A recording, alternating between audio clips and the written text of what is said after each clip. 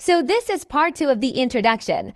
I had to split it into 2 videos because originally it would have been like more than 25 minutes and that would have been hell to edit and export so ye enjoy. Whew, what an unpleasant fella. He was a tight-fisted hand at the grindstone. Boy, this really is a dirty city. You telling me?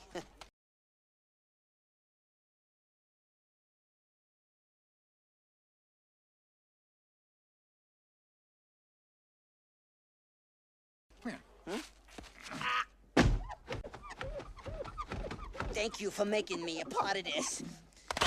He was a tight-fisted hand at the grindstone, Scrooge. A squeezing, wrenching, grasping, clutching, covetous old sinner.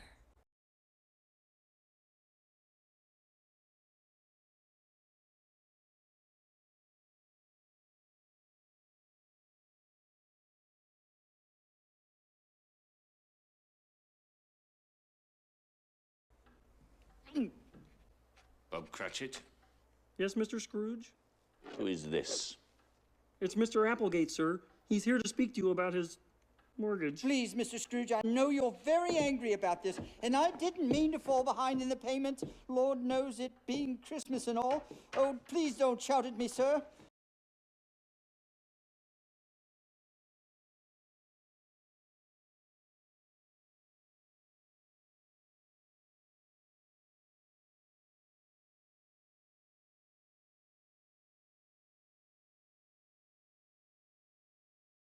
That, and of course, little Gwen, her lungs aren't right. The doctor takes his share, don't he? I mean, you can yell and scream and you're right, but it won't do no good because I'm the stone you can't squeeze blood from, and that's the truth. Thank you for not shouting at me. 1774.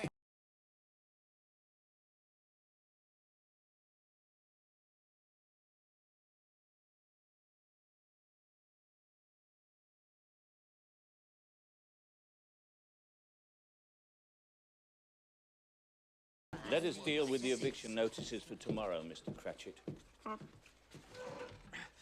Tomorrow's Christmas, sir. Very well. You may gift wrap them.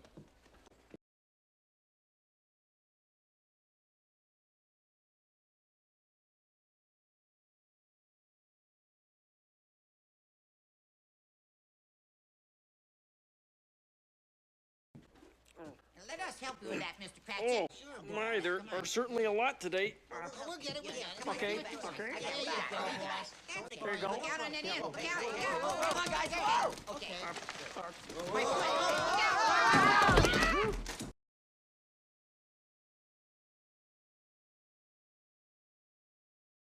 Christmas is a very busy time for us, Mr. Cratchit. People preparing feasts, giving parties, spending the mortgage money on frivolities. One might say that December is the foreclosure season. Harvest time for the moneylenders.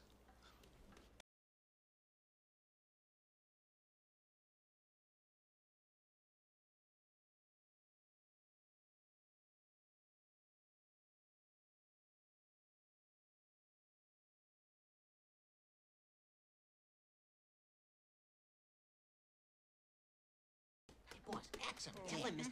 Come on. Do it now, boss. Come on. If you please, Mr. Scrooge, it's gotten colder.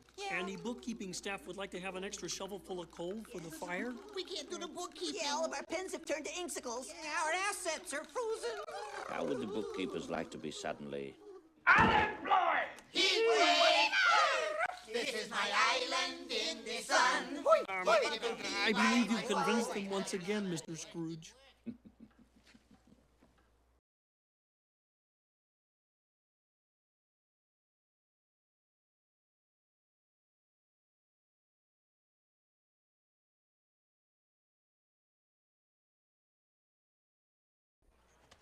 At that moment, who should arrive at the door but Scrooge's nephew Fred, his only living relative. Nephew Fred, I don't see him. Trust me. Hello? Uncle?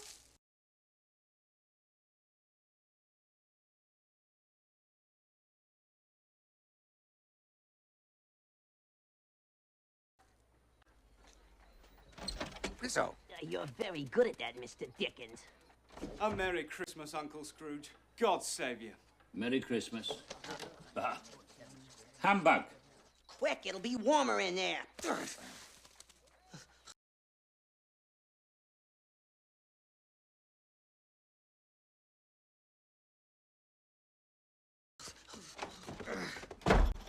Christmas a humbug, Uncle? Oh, you don't mean that, surely. Actually, I think it's colder in here. Merry Christmas, you say. What right have you to be merry? You're poor enough. What right have you to be dismal? You're rich enough. He's got him there, the old boy's speechless.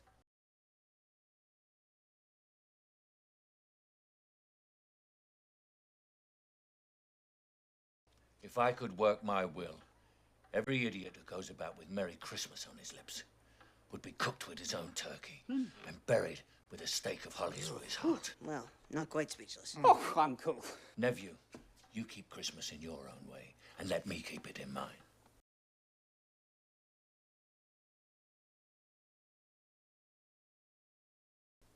Christmas is a loving, honest, and charitable time. And though it's never put a scrap of gold or silver in my pocket, I believe that Christmas has done me good and will do me good. And I say, God bless it. And how does one celebrate Christmas on the unemployment line?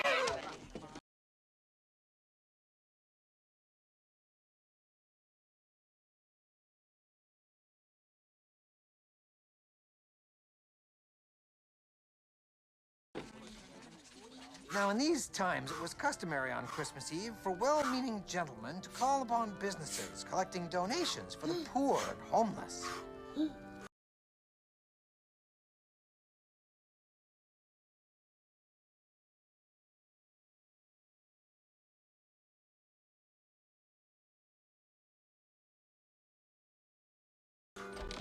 Mr. Scrooge, I presume?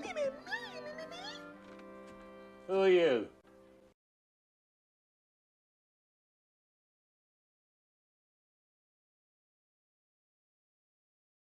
We're from the Order of Victoria Charity Foundation. We'd like to speak to you about a donation. Ah, welcome. This jolly old gentleman here is Mr. Scrooge. He's very generous to charities. My dear nephew. At this festive season of the year, Mr. Scrooge, many of us feel that we must take care of our poor and homeless.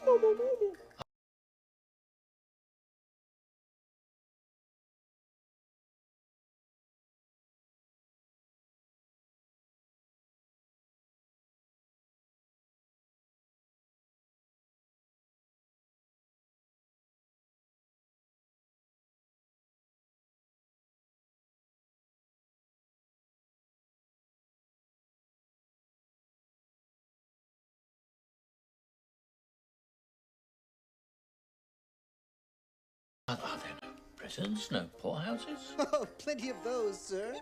Oh, excellent. For a moment, I was worried. Some of us are endeavoring to raise a fund for the poor and the homeless. What might I put you down for? Nothing. You wish to remain anonymous? I wish to be left alone.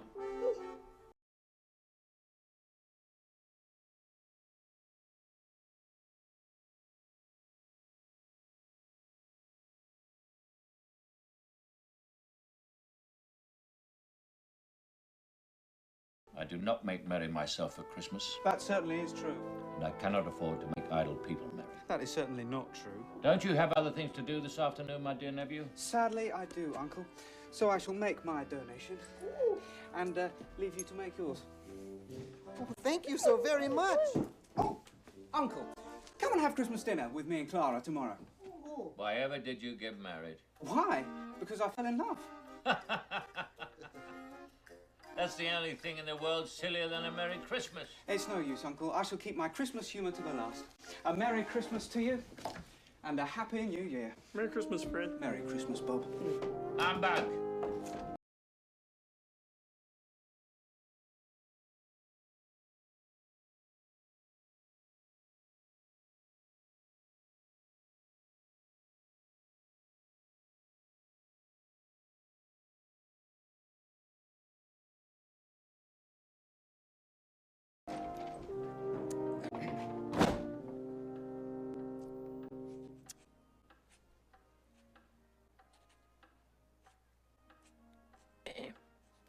Now then, sir, about the donation?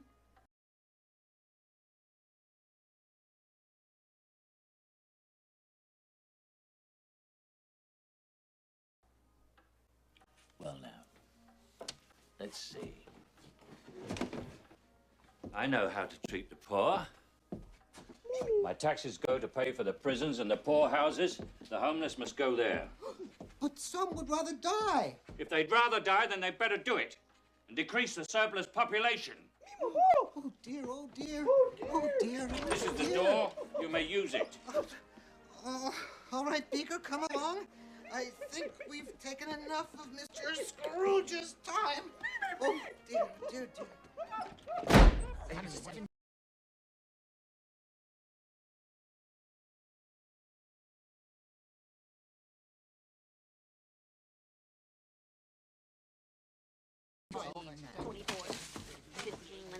Looked out on the feet of Stephen. Oh, the rolling roundabout, deep and crisp and even, brightly shone the moon that night, though the... What do you want? The penny for the song, Governor?